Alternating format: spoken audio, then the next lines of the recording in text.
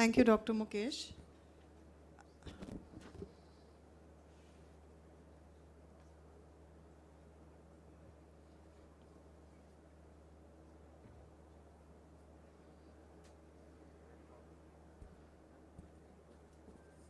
So I'll start this session on oculoplastic classroom with a brief discussion on the surgical management pearls in senile entropion. So as we are aware, the senile or involutional entropion is usually seen in the lower lid. And it is mainly due to the aging changes in the lid, which is laxity of the tissues, orbicularis, lower lid retractors, the tarsus, and the canthal tendons. Also, there is associated lengthening of the lid, and there is dehiscence and weakening of the septum. So this is seen as a rolling in of the lid margin, and very typically there will be overriding of the preseptal fibers of the orbicularis over the pretarsal, and that gives a very typical kind of a bulge along with the entropion. So we need to be aware of the important structures in the lower lid which are contributing to this. The tarsus, even though not as well developed as the upper lid, is the main support of the lower lid. And the tarsal sling via its attachments to the canthal tendons, this is what is responsible for maintaining the position of the lid margin. The lower lid retractors, that is the capsulopalpebral fascia, and the inferior tarsal muscle, again not very well developed, but still very important for maintaining the position of the eyelid. So the pathophysiology mainly is a weakness of the lower lid retractors, which could be either a dehiscence or just a stretching of the lower lid retractors in the septum, which result in the entropion. And it is seen as watering, discharge, redness, irritation, photophobia, and in severe cases even a corneal infection. Can be unilateral or bilateral. There's not much role of a medical management unless the patient is too old and elderly. The definitive treatment for this condition is surgical. And we need to do the surgery usually on the anterior lamella, which are shortening procedures and strengthening procedures. There are a lot of surgeries that are being done, but I'm just going to limit myself to a description of the modified Jones procedure, which is one of the more commonly done procedures and is very effective.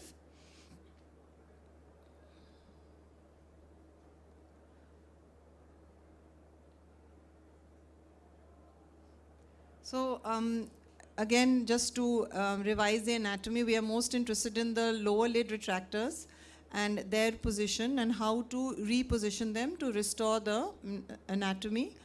As I said, it could be either a weakness, a stretching of the retractors, or actual dehiscence of the retractors in the septum. So the surgery is usually done under local anesthesia because most of the patients are elderly. Even if you were to do it under general or local infiltration, always helps in hemostasis. The lids, as we know, are very vascular. So a local infiltration. There is usually some excess skin muscle that you're going to remove, so you can mark it out before you, once you inject the local, it becomes all a little distorted. So mark it out beforehand. So you put the traction sutures, and this is a subciliary incision that you make. You incise into the skin muscle, and then dissect to expose the tarsal plate. Again, the tarsus is seen as a white glistening structure, like the upper lid, and fairly easy to identify. And the retractors would have dehisced from just below the inferior margin. Some lids you might be able to see the septum and the fat, but the low, it's not always seen. Like in the upper lid, you see the septum just below the fat. In the lower lid, it's not always seen like that. So you can identify I'm just passing a suture to improve the visibility. So this is the dehisced septum and the lower lid retractors.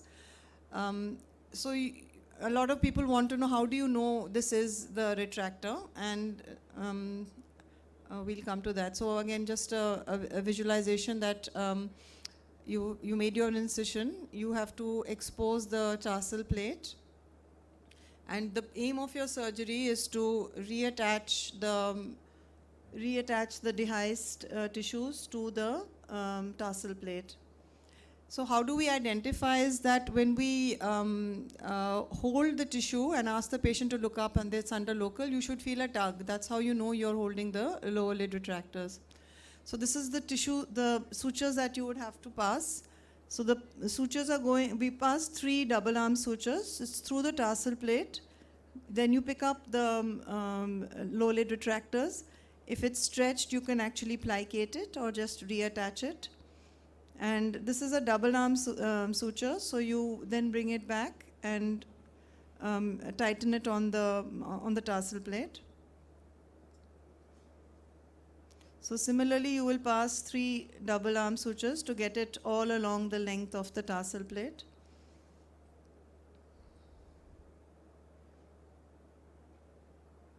So now we have our 3 sutures, and now we will tighten them. It's important to get the correction on the table because you don't want to either go into an overcorrection which will cause an ectropion. So you want the correction to be just right, and you can see the lid margin will roll out as you tighten the sutures. And the end position is when the margin is just turned out. Again, you don't want either over or under correction. You can then remove the excess skin muscle. You can remove excess skin muscle. And in case there is associated lengthening, you can actually do either a shortening procedure like a big procedure, or you can do a lateral canthal tendon if you feel there is a lot of laxity and it needs to be tightened. Often there can be a combination of entropion and ectropion, so you need to decide that beforehand and see what all you need to correct. So then the skin muscle is closed. So as I said, the end point is the posterior margin should be just opposed to the globe, and don't go in for an overcorrection because you'll end up then with more epiphora and ectropion. And if there is associated lengthening, you can actually tackle it by either a big procedure or by a lateral canthal sling. The Wheeler's procedure is a double breasting procedure where you do a double breasting of the orbicularis, and the scarring that is caused by your cutting it prevents the overriding of the fibers over one another. Vick's procedure is a shortening of the lid margin if there is a lot of lengthening of the lid margin. And sometimes in the recurrent entropion, you actually have to do combination because, as I said, there can be some amount of ectropion also. The lid margin is moved away from the eyeball. So you need to also do a lateral canthal sling and tighten it. So to summarize, you need to evaluate the lengthening and the laxity of the tissues. The treatment for senile entropion is always surgical, and a modified Jones procedure is a simple, effective procedure. Thank you. And do join us for toxin and filler workshop tomorrow. It would be quite interesting. Thank you. Thank you, Dr. Anita. I invite Dr. Santosh Honavar also on the dais. Please come. So we can have few questions now only. And meanwhile, Dr. Manju will connect her laptop. Yeah, please. Can we have a mic here? Audiovisual people?